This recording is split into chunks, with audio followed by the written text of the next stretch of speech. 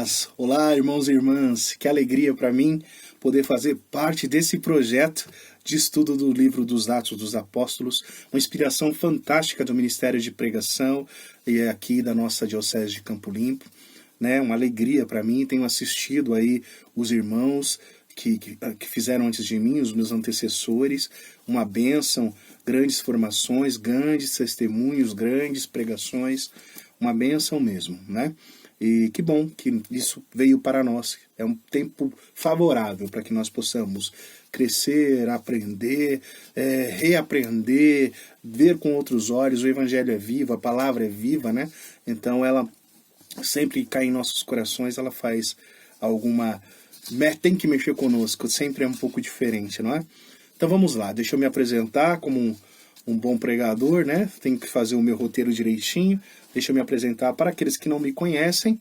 Eu sou Márcio Marcinho, eu sou fundador da Aliança do Coração Misericordioso, uma nova comunidade aqui da nossa diocese, né? Nós somos reconhecidos por Dom Luiz, completamos 21 anos, vamos fazer 21 anos nesse ano, graças a Deus, né?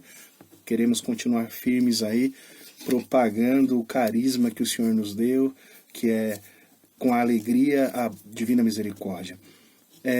Além disso, estou no núcleo, né, diocesano aí da Renovação Carismática Católica junto com a DET, com meus irmãos. Cuido da cadeira das novas comunidades, também sou pregador da palavra e ajudo às vezes aí o Júlio, o pessoal da formação, quando me pedem, com a graça de Deus. Eu sou um teólogo formado, sou advogado, sou pai de 4 filhos e sou fundador. Louvo muito a Deus por estar nesse caminho há tanto tempo e sempre aprendendo, e como estou aprendendo agora nesse estudo com os irmãos aí dos Atos dos Apóstolos. Eu fui incumbido de falar com vocês sobre o capítulo 8º dos Atos dos Apóstolos, tá? Pega aí uma caneta, seu bloquinho de anotação, seu caderno, marca texto, pra gente ir marcando. Então vamos fazer da seguinte forma. A palavra tá aqui, eu vou lendo a palavra, eu preparei um material, vou usar esse material também para me ajudar no que eu quero falar e também alguns detalhes que eu tirei para a gente discutir que está aqui dentro do texto, algumas curiosidades também, que às vezes alguns não sabem, outros sabem mais que eu, graças a Deus, e mesmo assim é bom a gente ressaltar, tá bom? Mas antes de começar, claro, como todo bom carismático, né, vamos pedir a intercessão da bem-aventurada Virgem Maria Theotokos. Na nossa comunidade nós a invocamos como Mãe da Misericórdia, e eu quero consagrar realmente essa pregação a ela, e vamos rezar juntos então para iniciarmos. Ave Maria, cheia de graça, o Senhor é convosco. Bendita sois vós entre as mulheres, e bendito é o fruto do vosso ventre, Jesus. Santa Maria, Mãe de Deus, rogai por nós, pecadores, agora e na hora de nossa morte. Amém. Vocês estão vendo esse lugar aqui? Minha mulher é artesã, né? Então aqui, na verdade, é o ateliê dela. Aqui em casa é o lugar mais silencioso. Nós temos 4 filhos, né? Aqui é o lugar mais silencioso, mais iluminado. Então, eu pedi licença a ela, espero que vocês também me perdoem, para a gente utilizar esse espaço aqui, para eu poder fazer esse vídeo com vocês e para vocês, tá bom? Vamos juntos então, irmãos? Vamos começar. Eu acho que precisamos começar fazendo um pouquinho, relembrando um pouquinho para contextualizar o capítulo 8º. Porque é claro que é meio que uma sequência, né? Mas os 6, 7 e 8 aqui, eles se integram muito. Por que eu digo isso? No capítulo 6, nós já estudamos, graças a Deus, e muito bem estudado, nós sabemos ali que tem a eleição dos 7, né? Que a gente fala, os 7 diáconos. E dentro desses 7 diáconos, tem 2 figuras que começam a ganhar um protagonismo muito grande, que é Estevão e Felipe. Por que foram eleitos os 7? Nós já estudamos, porque os apóstolos queriam continuar pregando a palavra, e aí precisaria de alguém para assistir as viúvas e tal, e já estava vendo um buchicho por causa disso. Então elegeram os 7 ali, e para cuidar dessa parte, os apóstolos poderiam se dedicar mais ao anúncio da Boa Nova. Mas aí, né, se destaca então Estevão e Felipe. Aí no capítulo 7, Estevão é a figura principal, tem aquele discurso e faz milagres e prodígios e acaba sendo brutalmente assassinado, apedrejado. Mas veja que interessante esse paralelo de Estevão com Jesus. Só falou coisa boa, né? Fez coisas boas e morreu martirizado. como Jesus. E ainda ao final, como Jesus, perdoou os seus algozes. Jesus diz: Pai, perdoa-lhes os pecados, eles não sabem o que fazem. Estevão pede a Jesus, claro, Jesus perdoa-lhes, mostrando Jesus e o Pai, e mostrando o Evangelho de Jesus, mostrando que Jesus é Deus. Já é a Igreja de Cristo. Aí o cristianismo já ninguém segura, vai se propagar, e Estevão já fala em nome de Cristo, e todo mundo dessa época ali, dos 7, os apóstolos e todos os que seguiam já entendiam isso. Isso é fantástico, é maravilhoso. Tá bom, nesse contexto então, ali na morte de Estevão, a gente vai para o capítulo 8, que é o meu. Então, com a morte de Estevão, o pessoal fica meio desbaratinado e começa então a ter uma perseguição na igreja e uma dispersão, e cada um ir para um lado. E aí a gente começa então o capítulo 8. Detalhe que o capítulo 8 começa no versículo 1, aqui com Saulo, né? Fala assim: e Saulo estava lá consentindo na execução de Estevão. Que coisa, não? Saulo, que depois se torna o grande Paulo, o apóstolo dos gentios. Fantástico, né? Mas veja que eu creio que aqui Saulo, vendo tudo aquilo que aconteceu com Estevão, aqui dizendo que ele consentia, mas ele ouvia Estevão falando: perdoa-lhes, não sabe, já sabia dos milagres, dos prodígios de Estevão, e falando em nome de Jesus. Isso deve ter mexido um pouquinho ali com Paulo, com Saulo. Mas vamos ler então, vamos começar com a leitura da palavra. Então vamos lá.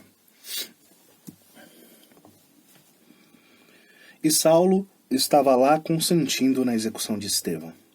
Naquele dia começou uma grande perseguição contra a igreja que estava em Jerusalém. Todos, com exceção dos apóstolos, se dispersaram pelas regiões da Judéia e da Samaria. Algumas pessoas piedosas sepultaram Estevão e guardaram luto solene por ele. Saulo, entretanto, devastava a igreja. Entrava nas casas e arrastava para fora homens e mulheres para atirá-los na prisão. Outra coisa que eu esqueci de falar, mas é importante, eu dividi esse capítulo, o 8, com base aqui na divisão também que tem na minha Bíblia, que é da Bíblia da CNBB, que eu dividi da seguinte forma: na primeira parte a gente vai falar da perseguição à igreja, e dentro da perseguição à igreja a gente vê então nesse ir dos apóstolos, dos discípulos, desse ir de Filipe. Eu chamei então, dentro dessa perseguição, eu divi ainda: Felipe sai de Jerusalém e vai evangelizar a Samaria, e Pedro e João depois a Samaria. Então está dentro desse contexto. E uma última parte, a parte final, é o encontro de Felipe e o etíope, ok? Então, essa primeira parte, como nós lemos aqui e vimos, uma perseguição à igreja. Depois que Estevão morreu, começa essa perseguição. Você vê que aqui, no versículo 1, primeiro ainda fala assim: naquele dia começou uma grande perseguição contra a igreja que estava em Jerusalém. Todos, com exceção dos apóstolos, se dispersaram.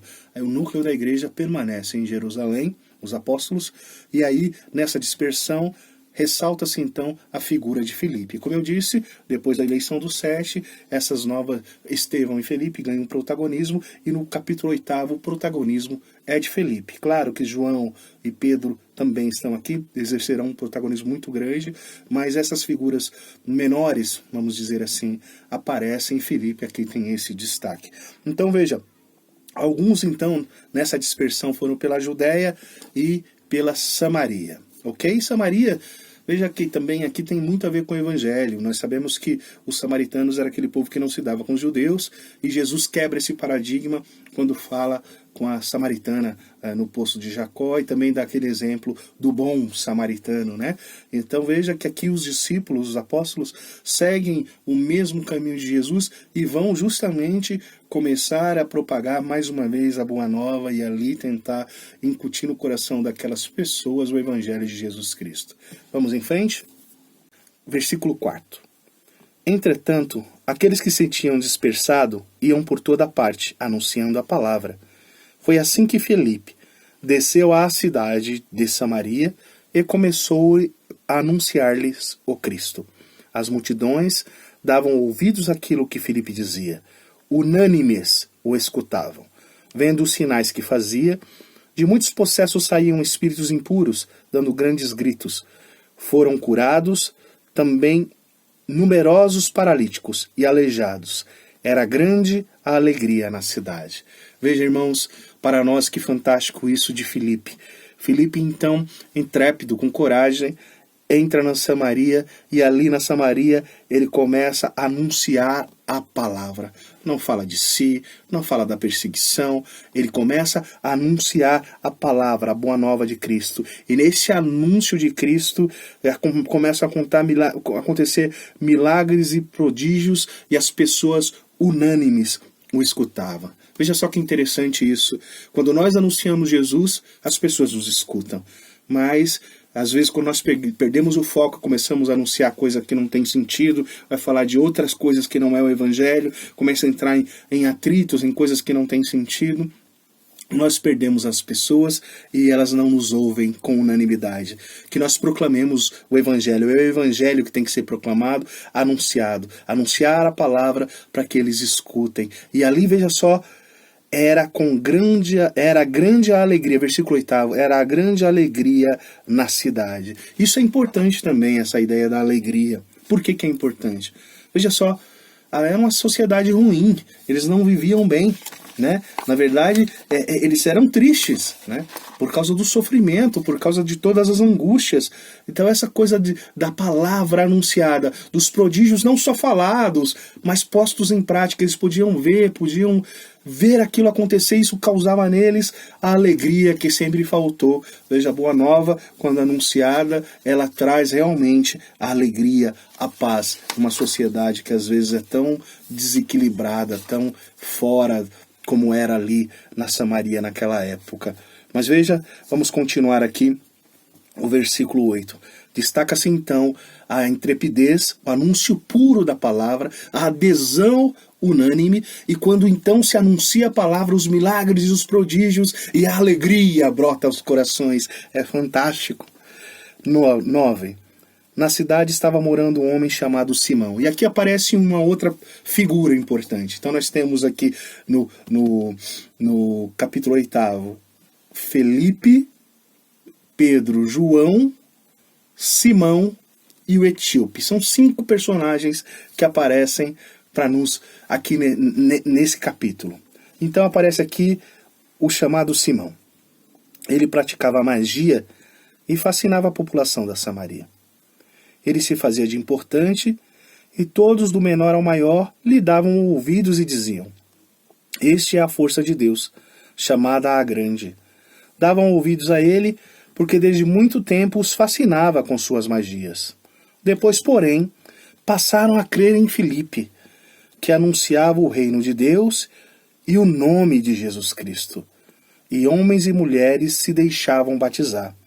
Também Simão abraçou a fé, fez-se batizar e tornou-se adepto de Filipe, porque ficara fascinado ao ver os sinais e os grandes milagres que aconteciam. Veja bem, primeiro que esse negócio de magia aqui não é como a gente vê hoje, essa coisa esotérica aqui, não. Aqui é um pouco diferente. Aqui é interessante a gente lembrar um paralelo também com o Evangelho, naquele momento em que repreendem alguém que está expulsando demônio em nome de Jesus, e Jesus fala, poxa, mas eles estão falando, se não são contra nós, estão a nosso favor, né? Poxa vida. Aqui, essa magia, na verdade, também era meio para ajudar, né? Vamos dizer assim. Né? Tanto é que o povo o seguia e via, porque ele também fazia alguma coisa boa. Né? No entanto, quando então chega Felipe e começa a anunciar o nome de Jesus e anunciando o reino, a adesão dessas pessoas foi muito maior, porque, como eu disse, eles viram a alegria, viram os sinais e os prodígios aconteceram, e eles começaram a aderir então ao nome de Jesus e também ao Evangelho, ao anúncio do reino, né? As pessoas começaram a aderir a Felipe, e Simão, vendo Felipe, também aderiu. Falou, nossa, um poder maior, uma força maior, e aderiu. E aqui uma coisa interessante também, e risca aí na sua Bíblia, né? Risca aí na sua Bíblia, como você riscou lá em cima a alegria. Se não riscou, volta lá a alegria. No versículo 8. Risca no versículo 6, unânime escutavam a palavra. E no versículo 4, iam por toda a parte anunciando a palavra. Isso é importante, esses pontos aqui. A figura de Simão, então, adere. E aqui tem uma coisa que a primeira vez aparece. Eles foram batizados, olha só, batizados. Aqui é batizado, fala de batismo para o perdão, interessante, né? E aqui aparece. O povo, então, as mulheres se deixavam batizar. Esse é o versículo 12. No versículo 13, também Simão abraçou a fé e fez-se batizar, e tornou-se adepto de Filipe, porque ficara fascinado ao ver os sinais e os grandes milagres que aconteciam. Não tem como não se fascinar ao ver a boa nova acontecendo, Jesus agindo, o Espírito Santo e as coisas acontecendo. Ele também ficou fascinado, o Simão. Veja bem, então Filipe era aquele que anunciava o Evangelho, fazia curas e milagres, expulsava demônios e batizou. Causou alegria, admiração. E aqui, como eu disse, a questão da alegria é importante, eu acho que você já entendeu isso, por conta daquela sociedade que era pobre, dominada. Então, nossa, uma alegria. Faltava-lhe alegria e o Evangelho, e Filipe conseguiu trazê-lo. Encontramos esse Simão, que também trazia alguma alegria, fazia ali a magia, mas quando se dobrou ao ver quem era, ao anúncio da Boa Nova e ao poder do Espírito que Felipe trazia consigo. Então vamos contextualizar aqui. Simão então adere, e aí você vai ver que vai ter uma reviravolta. Vamos em frente. Então veja só, Felipe fez um grande trabalho na Samaria. O anúncio da palavra, o anúncio da Boa Nova, os milagres e prodígios, os batismos que ele fez, converteu a Samaria. A Samaria estava aderindo à Boa Nova, a igreja estava expandindo, a igreja chegou na Samaria e estava se cumprindo, então, o evangelho dela ser anunciado até os confins do mundo. Então, no capítulo 14, nós vamos ver, então, Pedro e João agora vão a Samaria, né? Pedro e João, vamos lá. 14. Os apóstolos que estavam em Jerusalém, então, o centro da fé, Jerusalém, souberam que a Samaria acolhera a palavra de Deus e enviaram para lá Pedro e João. Vamos parar um pouquinho aqui. Então, em Jerusalém, chegou a fama, né, de Filipe, ou seja, a Samaria, por fim, aderiu à palavra. Aderindo à palavra, vamos mandar os apóstolos agora para sacramentar.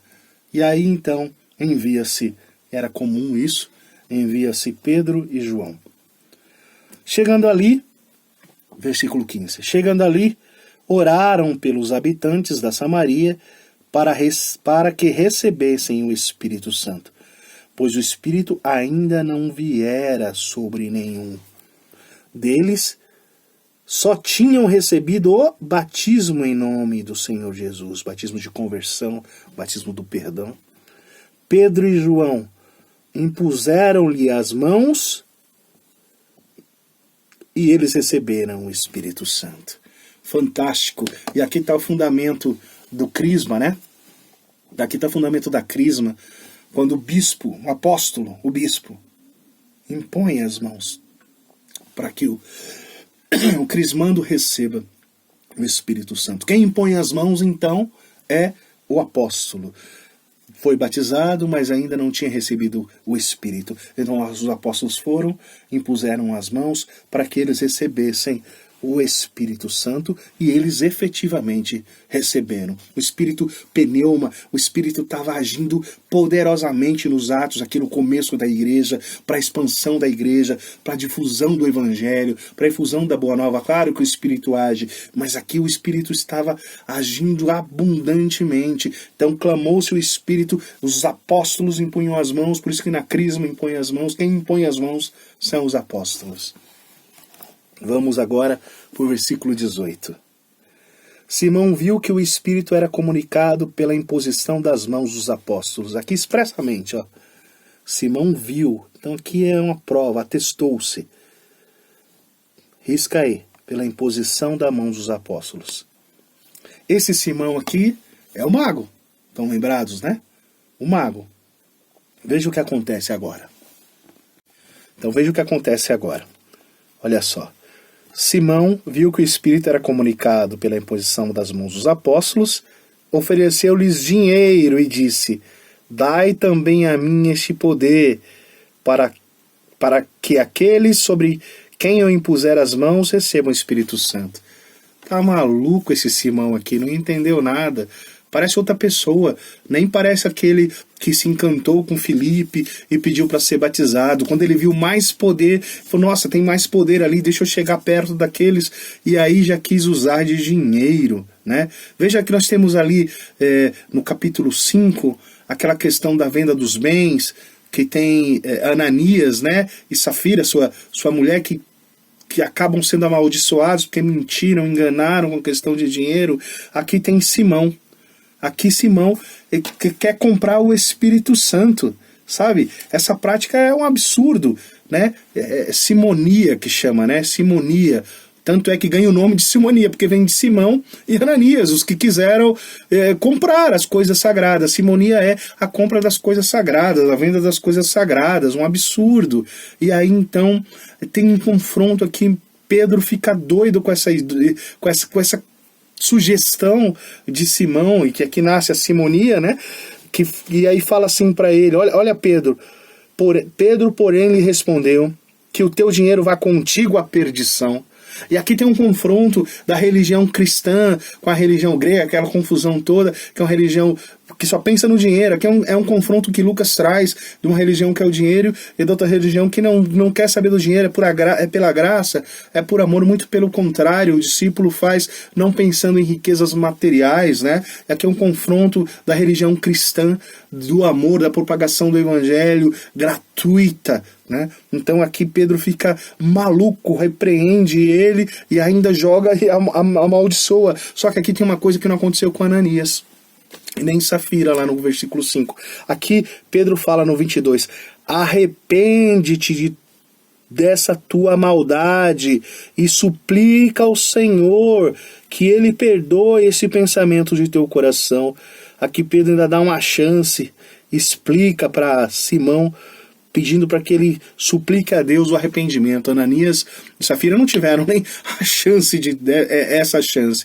Mas mesmo assim, Simão aqui não entendeu nada e continuou perdido nessa ideia de comprar o Espírito Santo, de comprar os dons. Irmãos, os dons não se compram. Os dons são gratuitos, são dados por Deus. Tem pessoas que acham que podem usurpar, não existe. Os dons são dados gratuitamente para colocar a serviço do povo de Deus.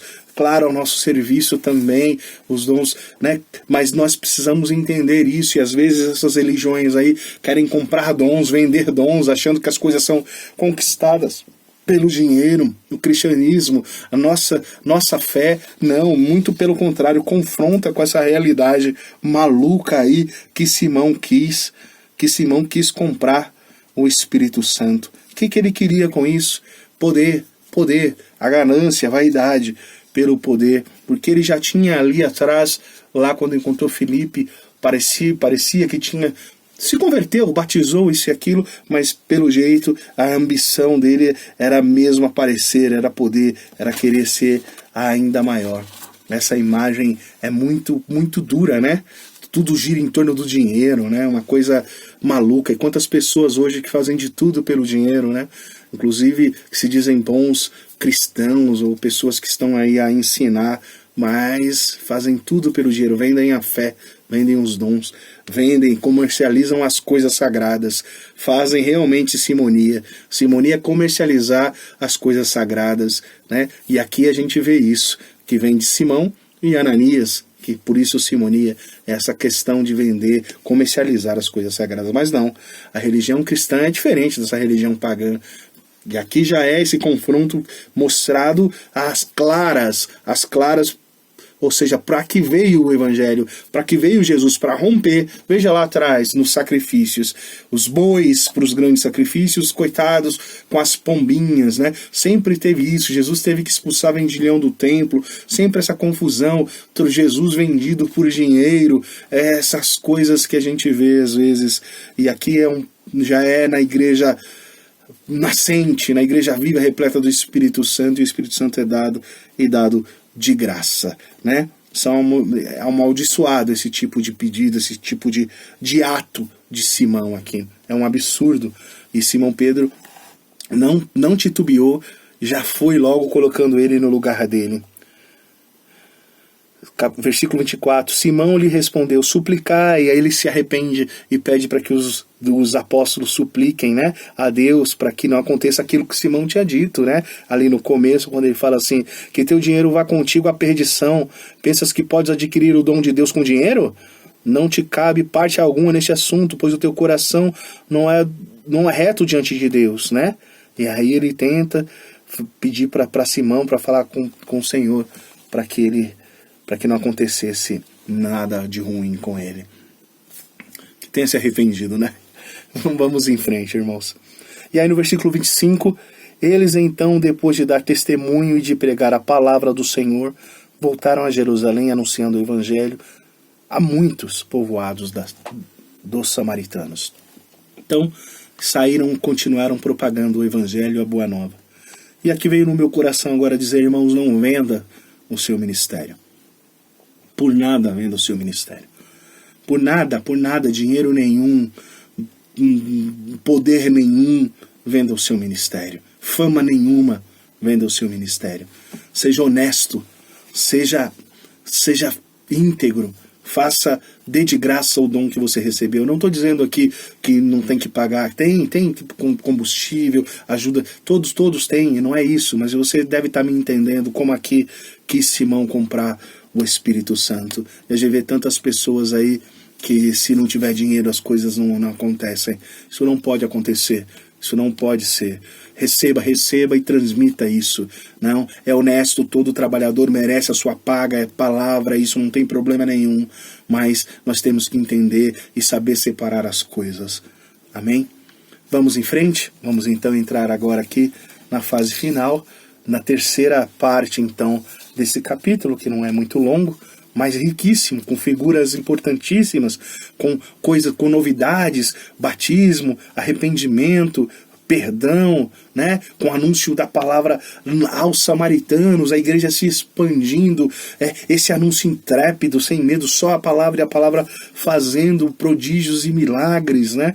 A gente vê conversões, batismo, nós vemos aqui a saída da igreja do centro para as periferias, indo adiante. É fantástico isso aqui. A morte de Estevão, a perseguição, não fez com que a igreja parasse. Muito pelo contrário, deu um start na igreja. A coragem e a intrepidez desses homens fantásticas fizeram toda essa maravilha que nós hoje podemos proclamar e com alegria olhar e querer fazer. Que nada nos impeça, que nada nos limite, que os nossos temores sejam vencidos com a força do Espírito Santo, que nós consigamos dar tudo o que temos ao Evangelho, que o nosso Evangelho seja são, puro, anunciado, sem os nossos quereres, os nossos idealismos, as nossas opiniões, mas sim o Evangelho puro faz sozinho, sem precisar de nós. É uma graça, é bonito, é fantástico. Mas vamos lá. Continua aqui o protagonismo de Filipe, né? Aqui então agora acabamos de ver o protagonismo dos apóstolos, Pedro e João, com a imposição das mãos e a vinda do Espírito Santo sobre todos. E aí agora voltamos a Filipe. Versículo 26. Aqui é Filipe e o etíope. Olha que legal. Um anjo do Senhor falou a Filipe dizendo, o anjo quando fala é a boca de Deus, o anúncio de Deus. Por isso que o anjo do Senhor é o próprio Deus aqui falando a Filipe, né? Prepara-te e vai em direção ao sul. Toma a estrada que desde Jerusalém, que desce de Jerusalém a Gaza. Ela está deserta. Filipe levantou-se e foi. Nisso apareceu um eunuco etíope, alto funcionário de Candace, rainha da Etiópia, e administrador-geral do seu tesouro. Ele tinha ido em peregrinação a Jerusalém. Estava voltando e vinha sentado na sua carruagem, lendo a profecia de Isaías. Então o Espírito disse a Filipe, aqui é o Espírito, lá em cima foi o anjo, e aqui foi o Espírito. Adianta-te e aproxima-te desta carruagem. Tendo acorrido, Felipe ouviu que o etíope lia a profecia de Isaías e perguntou: compreendes o que está lendo? Ele respondeu: como poderia se ninguém me explica? Então convidou Felipe a subir e a sentar-se junto dele. A passagem da escritura que o eunuco estava lendo era esta: ele foi levado como uma ovelha ao matadouro, e qual um cordeiro diante de seus tosqueador. Emudeceu e não abriu a boca. Na sua humilhação, o direito lhe foi tirado. Sua descendência, quem poderá enumerá-la? Sua vida foi arrancada da terra. O eunuco disse a Felipe: peço que me explique de quem o profeta está dizendo isso. Ele falava de si mesmo ou se refere a algum outro? Então Felipe começou a falar e, partindo dessa passagem da Escritura, anunciou-lhe o Evangelho de Jesus. Veja, não perde a oportunidade. Irmãos, não percam a oportunidade. Anunciou-lhe de anunciar o Evangelho de Jesus. Eles prosseguiram o caminho e chegaram a um lugar onde havia água. Então o eunuco disse a Felipe: aqui temos água. Que impede que eu seja batizado? O eunuco mandou parar o carro. Os dois desceram para a água e Felipe batizou o eunuco. Quando saíram da água, o Espírito do Senhor arrebatou Felipe e o eunuco não o viu mais e prosseguiu sua viagem, cheio de alegria. Olha a alegria de novo, cheio de alegria. Felipe foi parar em Azoto e, passando adiante, anunciava o Evangelho a todas as cidades até chegar na Cesareia. Anunciava o Evangelho a todas as cidades. Fantástico, lindo, bonito. O que a gente pode ver aqui? Um texto riquíssimo, um texto cheio de detalhes. A gente sabe que o etíope, o eunuco é rejeitado. A gente sabe que aqui tem tanta coisa aqui dentro. A gente foi esmiuçar pedaço por pedaço, né? Etimologicamente, um monte de coisa. Mas assim, vamos tirar aqui esse final do que se trata. Do que se trata esse final, irmão? Senão de um anúncio querigmático, de um caminho catecumenal. Do que se trata, senão dessa disponibilidade de evangelizar. Veja a disponibilidade. Um anjo dizendo: prepara-te e vai em direção ao sul. E aí vai. Aí o Espírito fala: anda mais depressa, chega perto da carruagem. E ele vai. Veja, o evangelizador tem que ir, irmãos. Escutar a Deus e ir, não ficar esperando. E não ficar esperando encher os nossos grupos. Às vezes nós precisamos ir, nós temos que anunciar, nós temos que ir ao encontro das pessoas. Né? E aí, indo ao encontro, acompanhar, respeitar o processo de evangelização. O que você está lendo? Peraí, mas você está entendendo o que você está lendo? E olha que passagem linda que eu nunca estava lendo: o servo sofredor. Veja, propício, é tudo do Espírito prepara, né? O Espírito prepara o servo sofredor. E aí nós temos que fazer isso e entender, respeitar o processo e anunciar o Evangelho. É isso, e é isso. Anunciar o Evangelho e a exigência do seu segmento. Porque veja, Felipe não perde a oportunidade. E aqui é um caminho catecumenal mesmo, é um querigma mesmo, é anunciar, chegar perto, chegando perto, ouvindo, quero, se eu te explicar, explica. Aqui ele não perde a oportunidade, veja só, no versículo 36, então Felipe começou a falar, e partindo dessa passagem, anunciou o Evangelho, pegou o Velho Testamento, viu aqui o servo sofredor, e aqui ligou Jesus e todo aquele sofrimento, e anunciou o Evangelho. E veja, do anúncio do Evangelho o que acontece? Batismo. Batismo. O eunuco já pediu para ser batizado, o que me impede de ser batizado chegou a água. E veja, não tem muita preparação, o momento é a água que tem, e pá, vai lá e Felipe batiza, irmãos. É isso, esse negócio de anunciar, de acompanhar, de esperar o tempo, de ensinar, de não desistir e depois mostrar a exigência do seu seguimento, de seguir Jesus, daquele que deu a vida, daquele que é a sua vida, daquele que a partir de agora é a sua vida, aceitar Jesus. E Felipe faz esse caminho lindo e nos ensina. É um bom ensino para nós, para a nossa caminhada de evangelizadores, de como evangelizar, de como nos aproximar, de como ouvir, de como sabendo ouvir falar, de como saber falar a ponto de aquecer o coração com a pessoa com vontade de se batizar, e ali mostrar qual a importância do batismo e qual compromisso o batismo leva. Todo batizado firma um compromisso com Jesus, se torna filho de Deus, se torna testemunha. É fantástico esse capítulo 8, não é mesmo? Fantástico, Felipe. Um diácono lá da helenista, né? Já envolvido com a cultura grega. Fantástico essa coragem de sair e de anunciar com intrepidez o evangelho. Ele só falou do evangelho e as coisas aconteceram. E foi até os confins da terra porque ele encontrou o etíope. E aqui, a Etiópia, naquela época, era também entendida como os confins da terra. A palavra chega através de Felipe. É fantástico.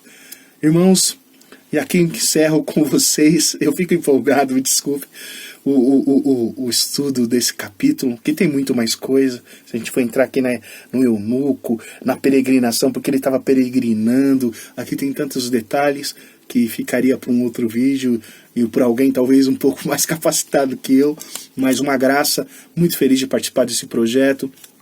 Deus abençoe você, que você continue firme aí, vamos continuar estudando, e muito obrigado pelo convite, estamos à disposição para que nós possamos fazer como Felipe, anunciar a boa nova a toda criatura. Deus abençoe você, a sua família, alegre-se na misericórdia.